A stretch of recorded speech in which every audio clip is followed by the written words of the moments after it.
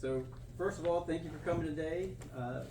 We had this event less than a month ago, and we learned a few things from it. So we thought we'd do it again, and we'll probably continue doing this once a month. And then from this session, what you're going to learn about is how, as a business owner or just someone with a life skill that you want to teach or share knowledge with someone, you don't necessarily need a degree to teach.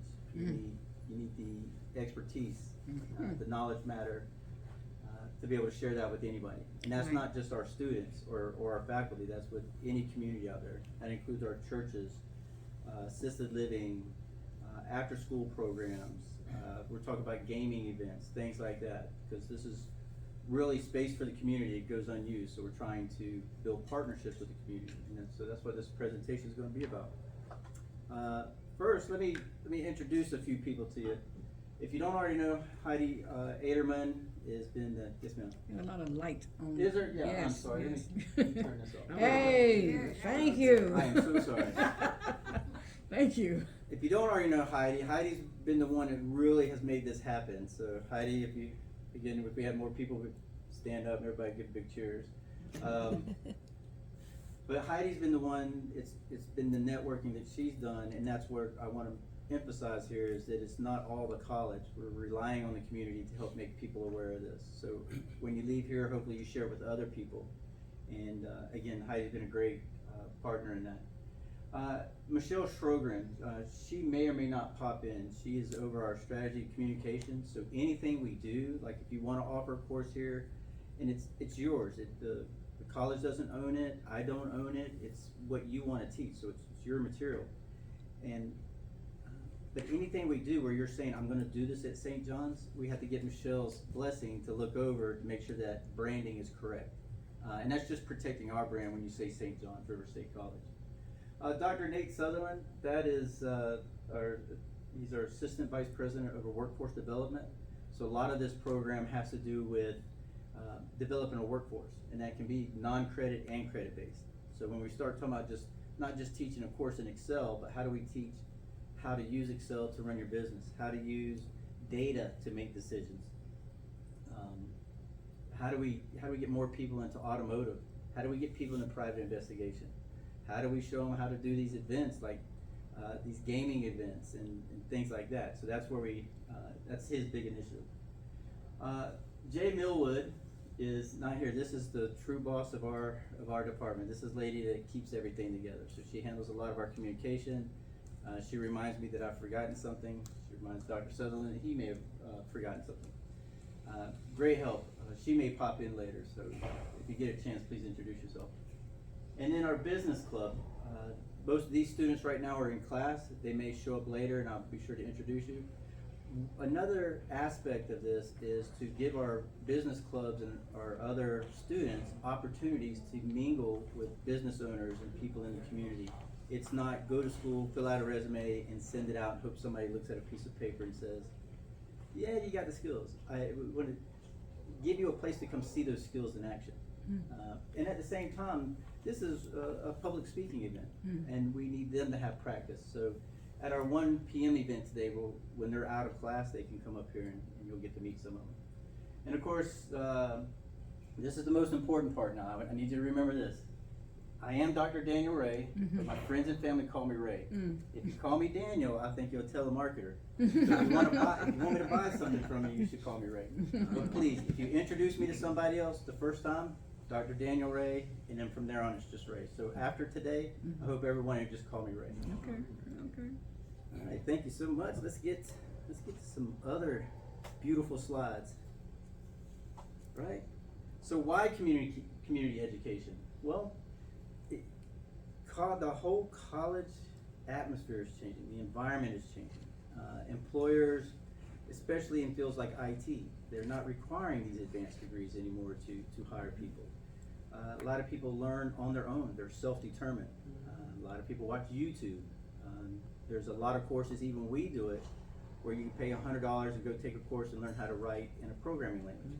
But then what do you do after that? Right. But again, maybe it's not just something that's business. Maybe it's something like, and unfortunately we can't do this here, but as an example, woodworking. You know, that's a lost skill. Plumbing, very lucrative environment. not something you necessarily need a degree in, Mhm. unless you're going to design plumbing for, for 3,000 homes or something. But just basic plumbing, DIY things around your house. How do you fix your drywall? Well, we can all go watch YouTube, but what if you have that skill and you want to teach others hands-on? That's lifelong learning.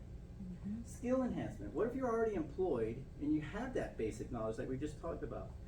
I kind of learned from this person, and that person knew 60% of how they used it, and then I'm in this environment, and there's 40% that they do a little bit different, and I've got to learn another way. So a different worldview, a different perspective on how to solve a problem. So how do we enhance those skills? Those come from the people doing the work. You can learn theory in a college. The programs that I teach in really in the evening, it is an applied science degree, meaning there are things you have to do, but nothing beats real world experience. I think in all fairness that someone with 20 years of experience is probably more of a subject matter expert than I am on a 200-page paper that I wrote. Right? So again, I just want to make sure that we're setting the atmosphere, that we're relying on the expertise, that hands-on knowledge to continue this community education, but also bridging the knowledge gaps. Like I learned how to change the oil in my Ford, but now I've got an EV. I don't change the oil. How do I take care of my car? Right? Well, who knows? Does anybody know what maintenance are you supposed to do? Remember, we're taught we're going to change our oil every 3,000 miles or every 3 months. Okay, what do we do with an EV? Things like that. What about when you hire an intern or somebody's entry level and you bring them into your business and you go, you could go to college and take this course for 16 weeks, or we could develop a bridge program, right? Or one that just shortens it, that's focused and tailored on what we need for this business.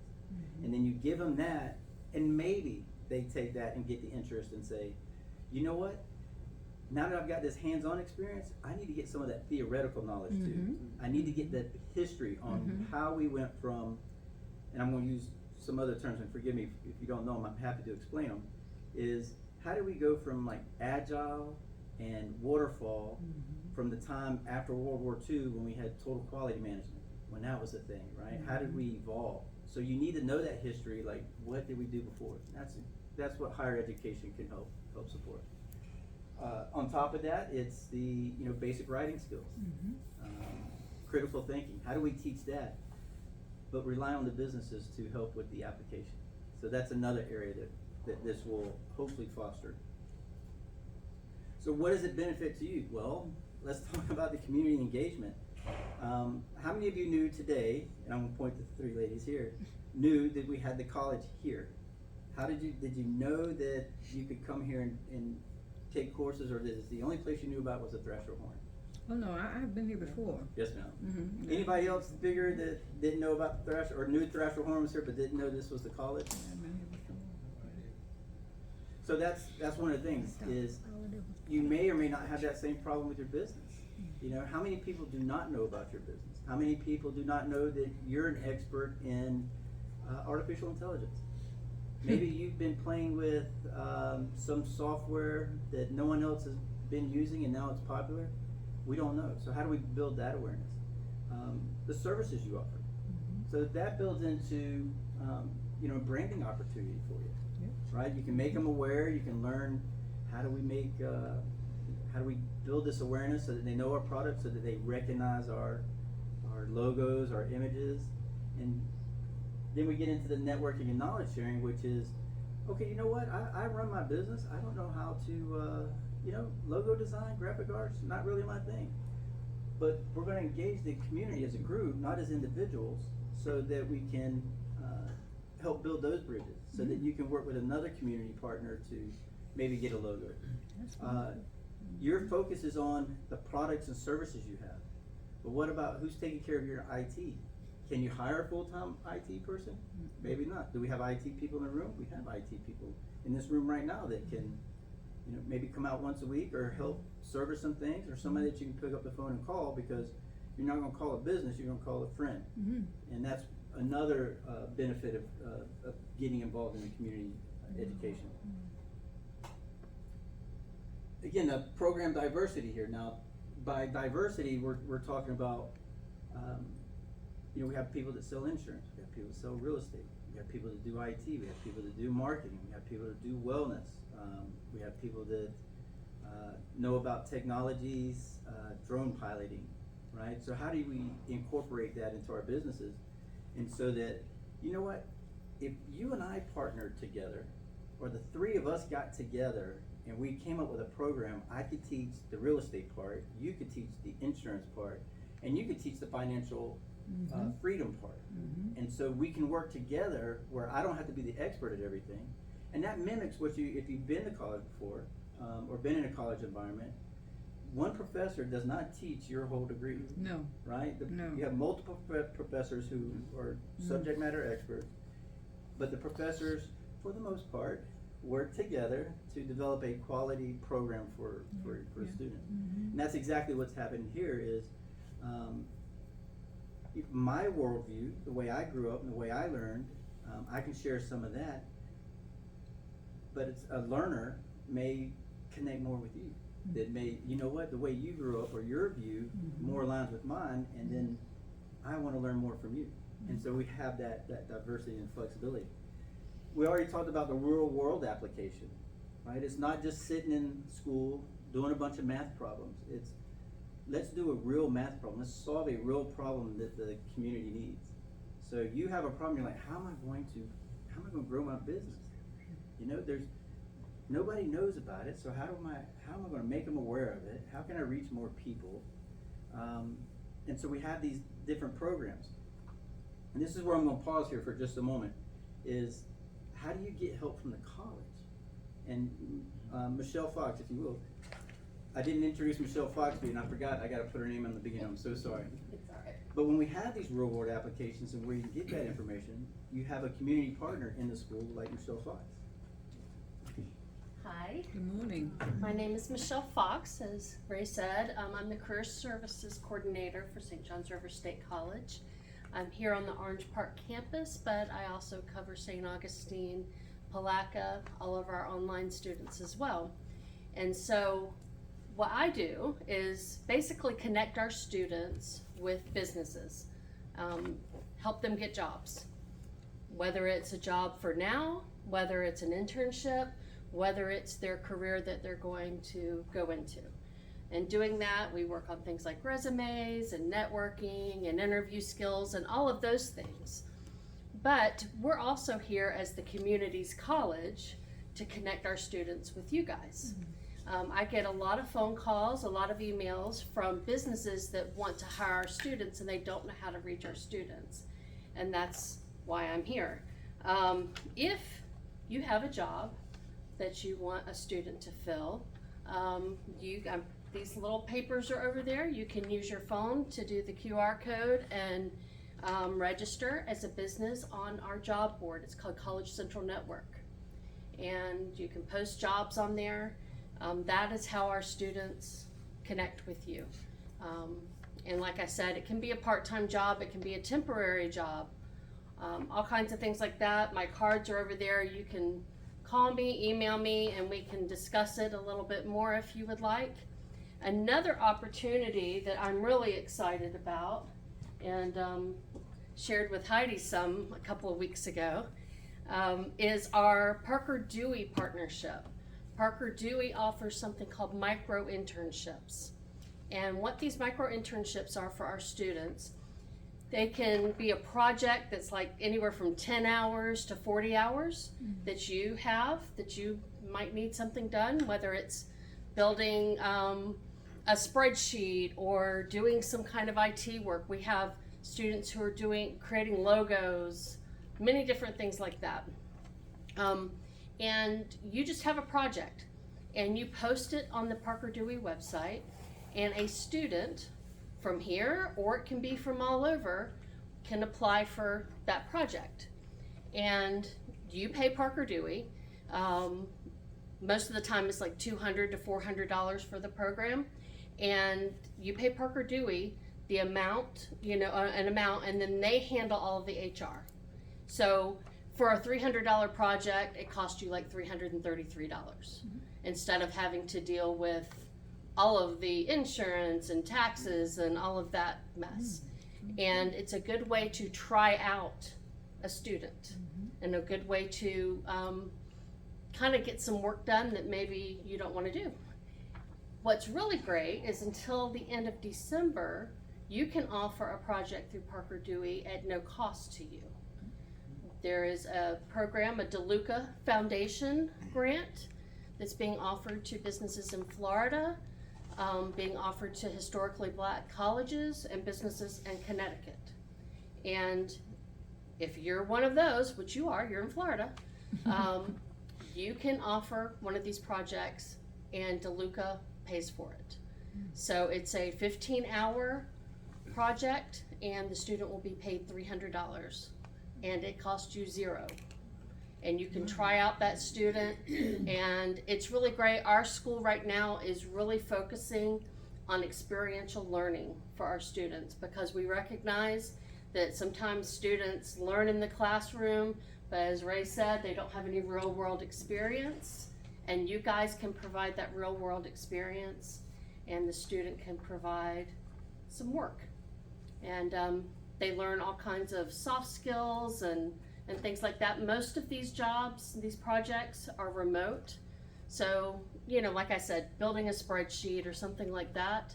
And there are little papers up here that will give you more information. And once again, feel free to contact me. I can get you connected where you can look at the different kinds of projects that are offered on there to kind of give you an idea. It's pretty easy to work with. I just spoke with Parker Dewey and we now have 2 active students that are doing an internship, a micro internship as of this week. So I'm excited about that. So students are starting, we just introduced this in August and students are starting to get on board with it. So yeah, if you have anybody have any questions? I'll definitely be getting in touch with you.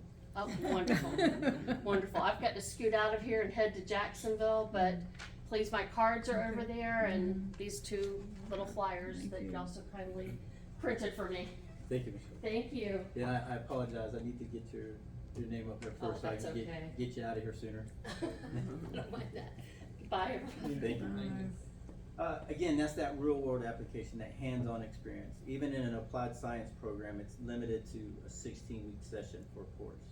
And then so they got their academic work, the paper, the studying, the testing, and exam, and there's less time for putting your hands on a project, right?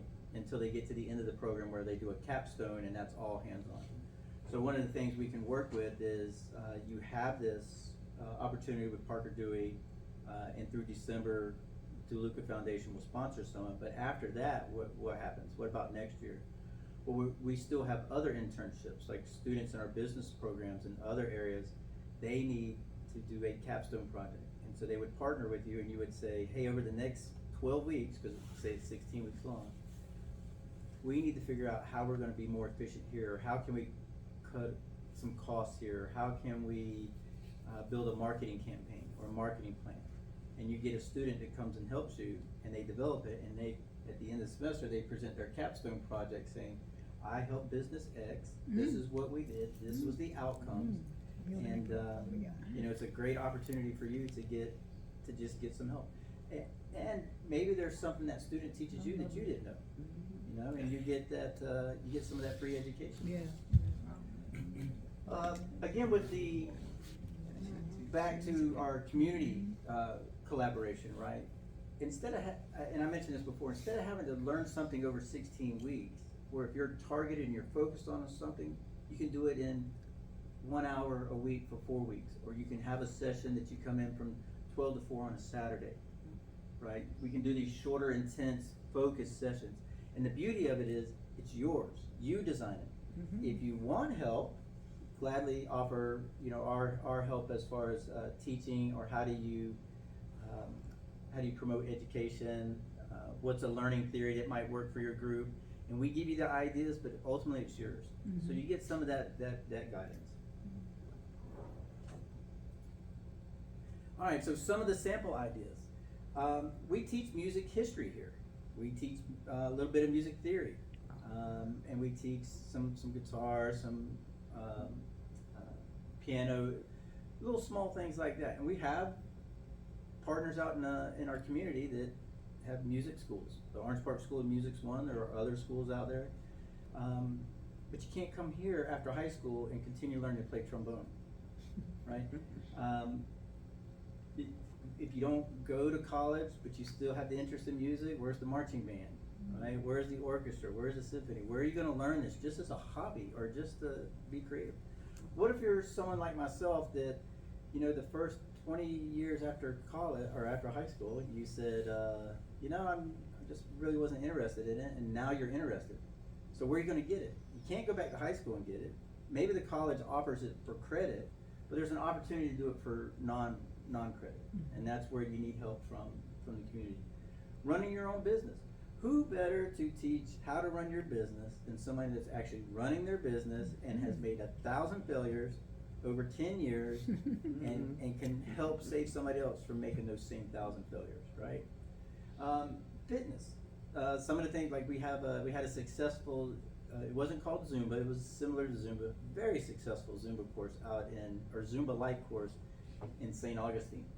And the people loved it.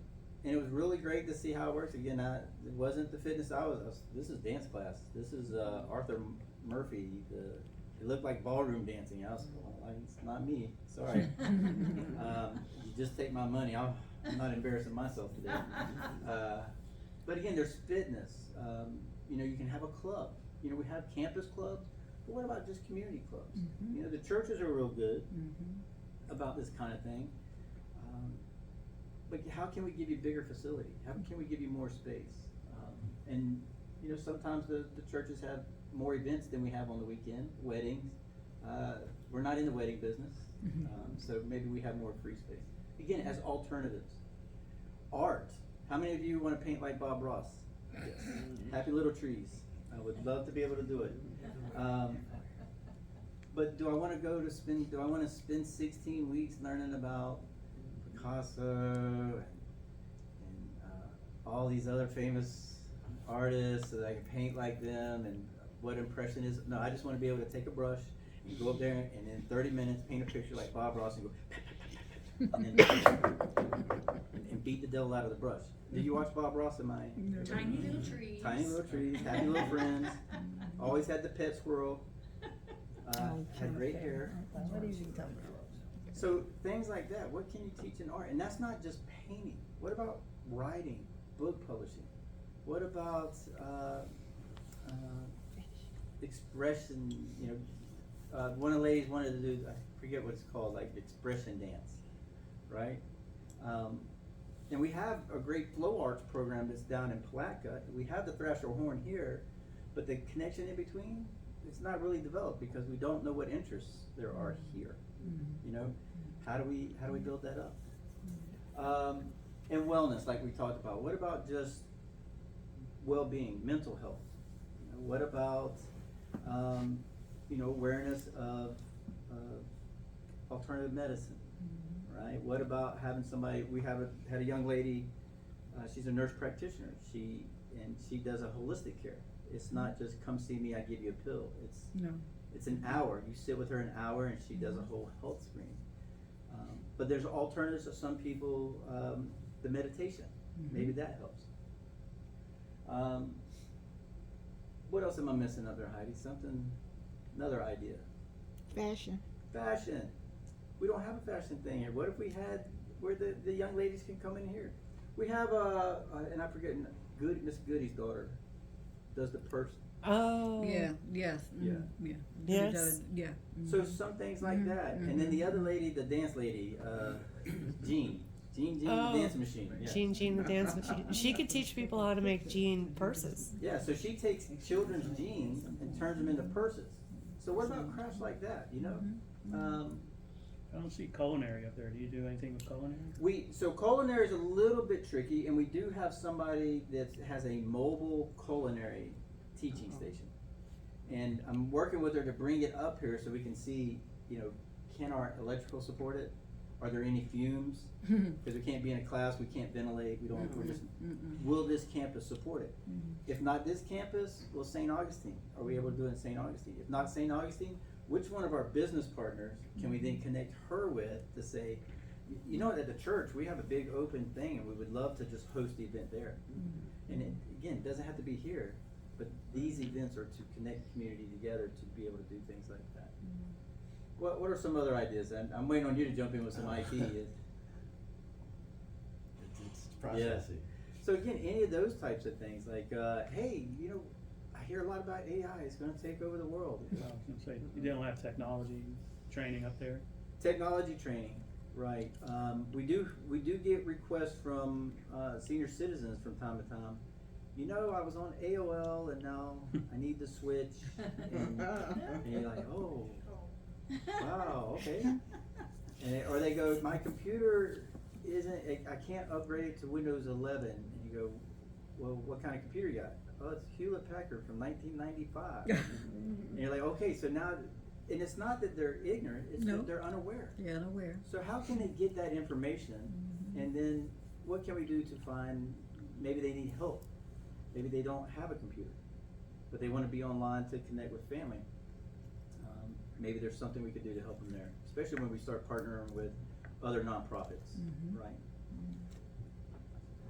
All right, let's move on here. So again, these are just some ideas. Part of this is what other ideas can you think of? Fashion is a great one. Yeah, surveillance, right? So I made the joke earlier. How do I know if I'm being surveyed, right? How do I know if, and I made the joke, the ex-wife, but how do I know that my neighbor's not following me and doing something unscrupulous, right?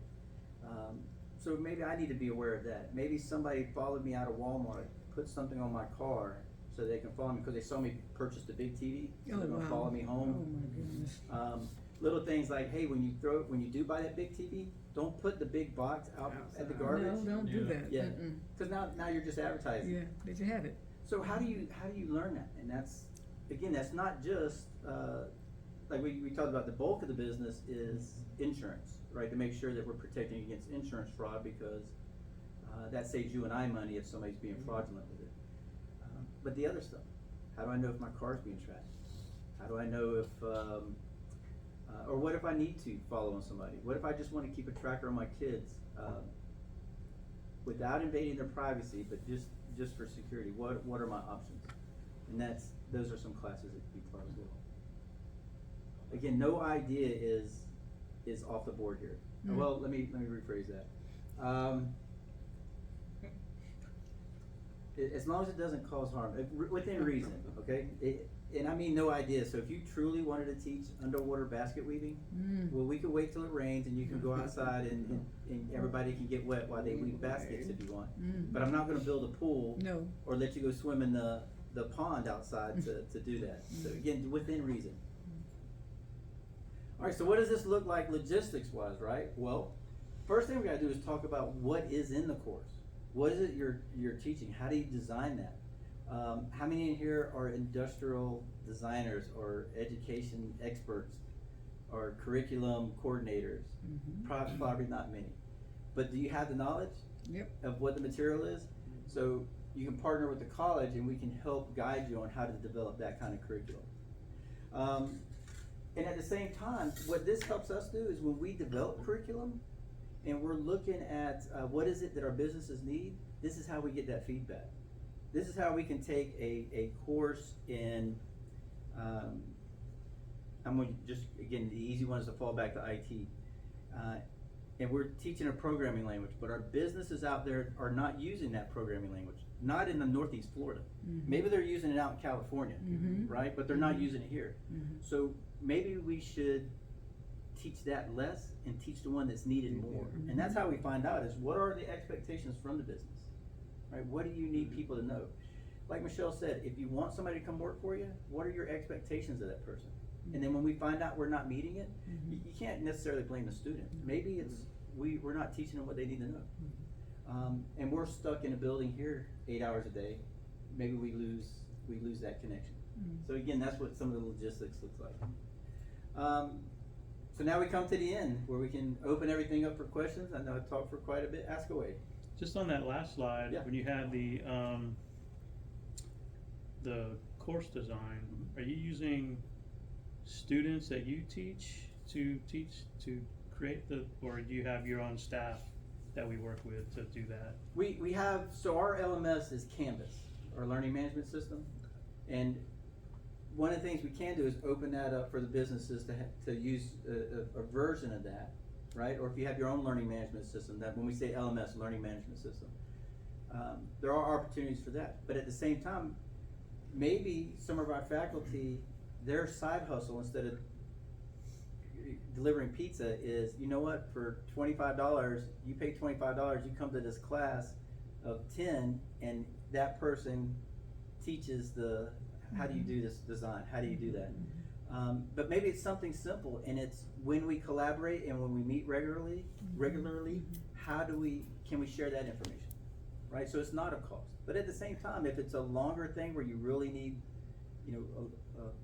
6 weeks, 8 weeks to really learn how that happens, then maybe that's something we offer a course in, right? And ultimately, then you're able to take that and pass it on, and that's where that collaboration again is. You have this knowledge, another community member knows how to use the LMS, another person knows another piece of that subject, and you work together to have that program in place. So maybe the first 2 weeks is learning the LMS, and then the next 2 weeks of your program is about your business, and then the last 2 weeks is some type of project. Again, it was wide open. What else? Yeah, so that's some of that. Yes, sir. I had a question, because we've been wanting to open up, we did the PI stuff. Yeah. We wanted to open up a training school the state requires a 40-hour intern course for the students, and there's some online schools. FCCJ offers it. It's really a disservice to the city though. The problem is we're trying to figure out what the curriculum actually is from the Department of Education. They're sending us to the Division of Licensing. Division of Licensing is saying, talk to the Department of Education. So we need to know that curriculum, because there's a huge issue here is the online schools this is 40 hours, this is the law, and it's almost like a mini bar school just for the PI laws. And then they pass the test and they get their license, but they have no hands-on, have no idea what to do. They just, okay, I have my certificate, but they have no idea what to do after that. So there's a big disservice to the ones that are taking these courses. Like most of the online schools are $425 to $450. FCCJ charges almost twice, and it takes 9 months to complete a 40-hour course. And then I reached out to FCCJ. We've been struggling to hire people for years. And I reached out to FCCJ and said, hey, can I have a list of your students who have passed this interns course? I want to give them jobs. No, that's confidential information. Do you have a job placement program? No, we do not. I don't think, again, I don't know FSCJ very well. I know people there. I don't know what their policies are. There are some education pieces that are federally protected by law and personal Right, identity. and all we really want to do is, like, if the students pass the course, we want to talk to them. We are Yeah. trying to create jobs here, and it's like we're butting heads, and that's when we decided years ago, like, we just need to do our own school and get these students the education they need, but not just, this is the law, here's your answer to the Right. test. We want to give them real world, kind of hands-on like we do right now. Once they have the certificate, then they have a ride-along program. They come ride with us. We actually have them do that now, so they don't even have to spend the money on the school to see if this is what they really want to do. And that's the time we put in that we don't get paid for. We're doing jobs and getting paid that way, but it's time that we put in just to see if these people want to be recruited and come on. Then they go through the course, but then they still just know what they can and cannot do legally. Then we still have a training program. We're teaching them, how do you do surveillance? How do you work insurance fraud? How do you plan for a trial from day one? So there's just all these dynamics, but ultimately we would need the help on what do we have to teach to meet the state requirements. Then we can add all the extra in, and then and how do we get the certificates, from the state to issue those? Now, I do know I meet the requirements, cause I've been doing this since '98, and I'm a business owner, February will be 16 years, and, we'll probably do about 2,000 billable days of surveillance this year. That's about 6.5 years worth of work in a year. Wow. Well, so let me answer from our perspective. You met Michelle Fox. Her job is to do exactly what you asked. How do we connect with students? And she helps you make that connection. That's what that's a small part of what she does here. The other part is, if you wanna offer that course and you don't have the big brick and mortar place, then we're happy to work with you to give you a bigger space where you can stand up where I am today and teach 110 people. I don't know how many Yeah, seats, 100. I would absolutely love to. I'd love to have it where we do online, but also, even if it's like once a month, we have Yes. a course here in person. But some people learn better in person. Yeah. Some people like Hands-on. online. Mhm. Some people are hands-on, like they get it, but then once they ride along, they're Mhm. like, okay, this is what I wanna do. But we can cover all those dynamics. We just don't have that in-person class for the curriculum until now. Well, we're gonna help you with the infrastructure, using what we already have and then using what you have. And again, I keep saying collaboration. Right. I don't know what all you need till we start working together. And once we start working together, we can figure out who's responsible for that. You know, what liability or responsibility will the college take on? What will I take on personally?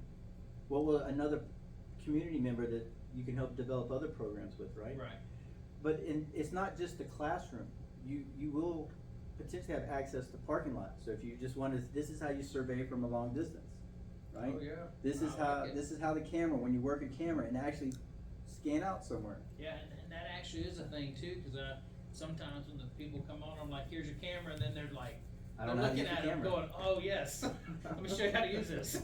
Cause you get so used to doing Right. it for so long, it's kinda like driving, you hop in a car, you just do it, but then you have someone with a learner's permit, and it's their first time, and yeah, they know what they're supposed to do, but they're still learning how to do it. Yeah, absolutely. I mean, that's another good point. What if I'm a parent and I don't wanna pay the driving school, but I want a kind of a space that I can safely go to? Maybe homeschooling, you know, there's some opportunities for homeschoolers. Maybe the church organization, you're looking around, you're like, you know, it's good to look around the church and we got young people in the church.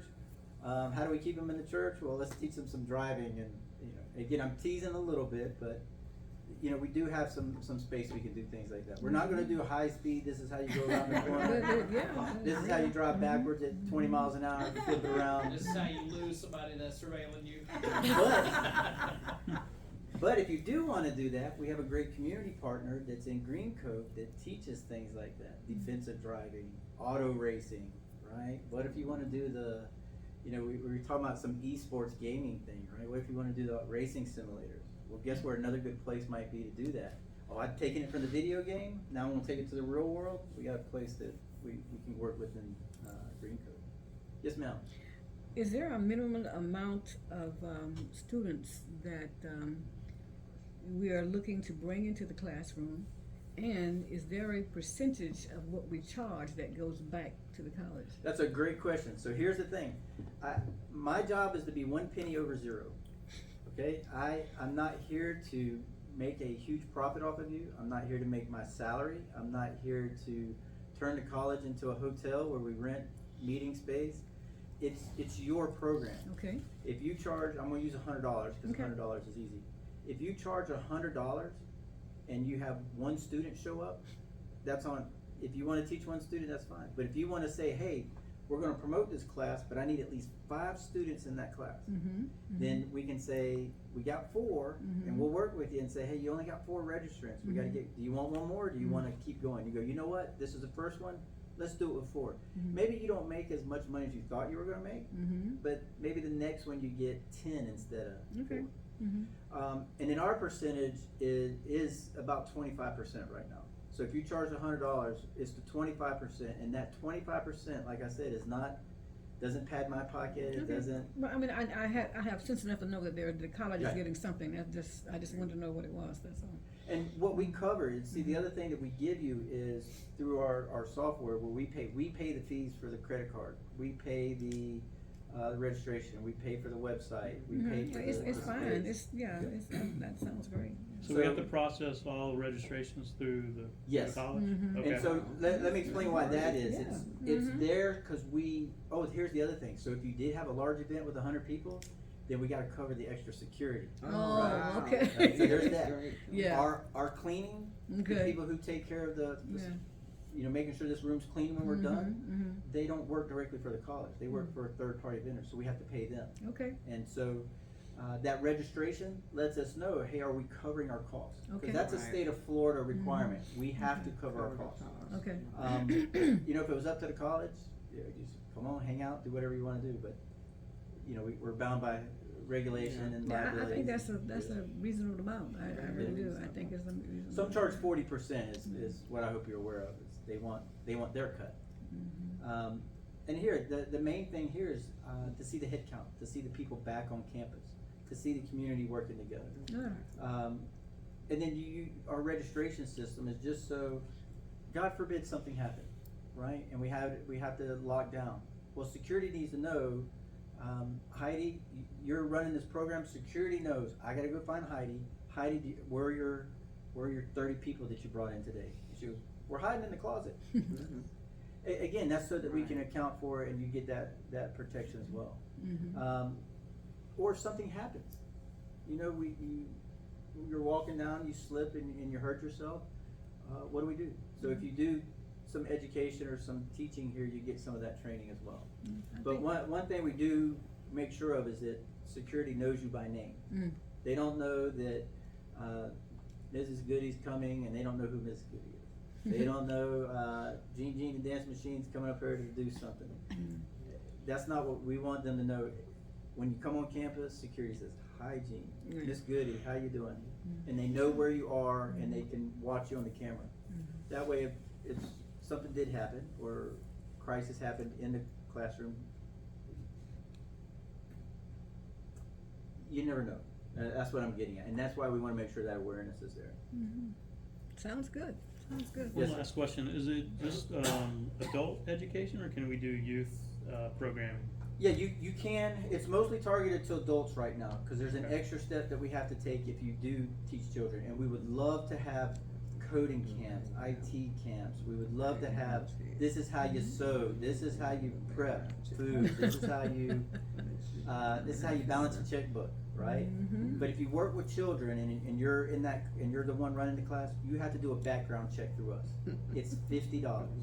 And that background check is just so that, because we do cover a certain amount of liability, but if you're a business and you're running a program, we also check that you have that liability. But when it comes to children, it's just, you know, we have to dot the i's, cross the t's. And not all of us are perfect. Some of us have some criminal history that's 15 years ago. You know, we did something stupid as a kid, but that was 20 years ago, and we've been running our business for 20 years, and we're a great asset to society. As long as it's something not like you harmed a child, something harmful to, you know, I don't want to say some of those things, but you know what I'm alluding to. As long as you're not that type of person, the background check's pretty simple. And maybe you want to know what's in your background. So, Oh, maybe not. now something else I want to talk about is we also help advertise those events for you. Mm. Your likelihood of getting students just from here to take your course, and say we have 1,000 students here, you might get 1 or 2, because they're focusing on their nursing career, they're focusing on their education, Mhm. they're young and they're hanging out. Mhm. So you get to advertise out in the community Mm. and say, I'm hosting this event in partnership with St. John's River State College, Mhm. and we help promote that. We do Okay. some marketing on our side. Mhm. Now the thing, I just made this mistake, so I gotta make sure I'm clear on this.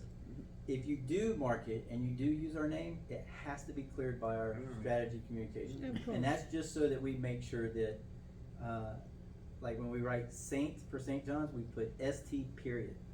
When we say, you know, maybe certain colors, make sure you're not changing our logo colors. We also do a little check, make sure the grammar is correct, you know, Mhm. punctuation, little Mhm. things like that. That doesn't cost you anything. Mhm. If you go, I wanna develop a flyer, I don't know what to develop, they help, Oh, they help. Mm. And that's part of the, you know, that 25% we talked about, Mm-hmm. it helps cover that. Oh, I So think that's- 25% is great. I don't have a problem with it. Well, I want you to, again, full transparency, I want you to know where the 25% Yeah, goes. yeah. I think If it that's- ever is 26% or 30%, you know I've gotta get to 1 penny over $1. It's not so that I can buy lunch. What other questions might we have? Let's eat. Let's eat, yeah. How many of you know about Rolling Stove? I don't know. Heidi knows. Yes. Is yes, that on yes. campus? Is that a It place? is. Oh. Hi, Heidi, you want to share what you know about our young entrepreneur of the year? What was she got some fancy But award? before she is that what Judy was telling me to register for? Oh yeah, the food. For lunch? The luncheon, is that what she was referring to? Maybe. Oh, she said you gotta register to go to lunch. You gotta register to go to lunch. Well, If we had the crowd we thought we were gonna have, it would be easier to register, so she would have time to prepare all the food. Okay. We have a smaller crowd. We're just gonna walk over there. Oh, okay. Okay. Okay. The other okay. advantage of if it is bigger, if you register and you pay for your food in advance, and then you go. I'm sorry, you don't pay. You order your food, and when you go pay, she's giving a discount to you. Oh. So you get the student discount or the employee discount that we get, and you get the meter. She's great. Please, Heidi. Well, she is great. I guess I just met her a couple weeks before I met you. Oh, I thought you knew her for 20 years or something. No, no. But I mean, the food's good, and I think it's cool that she's here on campus because there's nothing around here. Yeah. So, Well, so I'll share. Here's a fun fact for you. Heidi and I met a month ago. yeah, A something month like ago? that. Isn't that how we say it in the South? A month ago. There's a Finally Friday event. I don't know if you wanna. How you're. Well, Finally Friday, if you guys haven't gone, is one of the funnest networking meetings that there is around the area. It's at Haven Hospice at Orange Park. You go. And it's from 8 o'clock in the morning until 10 o'clock. There's a ton of people at that meeting, so you only get about 30 seconds to talk, but there's a sock off. So if you have fun socks you like to wear, you get to show those off. And that's what I'm telling you. It's the funnest networking meeting that there is. And Miss Goody, if you know her, she controls the bill. Yes. I dare you to go over 30 seconds. I dare you. And try to get to 35 seconds to see what happens. Some people try. Have you seen Breaking Bad? Remember the old man ringing the bell? Ding ding ding ding ding ding ding. That's she'll ring you out real quick. But yeah, that's where I met Heidi. Sheena I knew from the college because for the longest time we didn't have anybody here for food. We tried the food trucks, it's just didn't pan out. Sheena took the risk, and the college partnered with her to make sure the space is affordable, and it's a great investment on our part. So that's another one of those community engagement things that we're doing here. She gets to come cook and provide food and entertainment. We get some entertainment out of her. But at the same time, she can promote her business to other organizations. If you live in this area, you are free to come up here and eat lunch. Oh, wow. So you don't have to be a student here to come eat lunch. Mm. Park out front, walk to the door, get your food, and walk out. Really? Order your food in advance, show up, pay, leave. The one thing is order your food online, but don't pay until you get here. Okay. Because then you save yourself the fee. And that's what she would prefer. Okay. And the real thing about ordering ahead is just so that you don't have to wait for 30 students who may go through. What is this, like 35 minutes? Anything else before we walk over there and meet Sheena? She's really outgoing. She's great.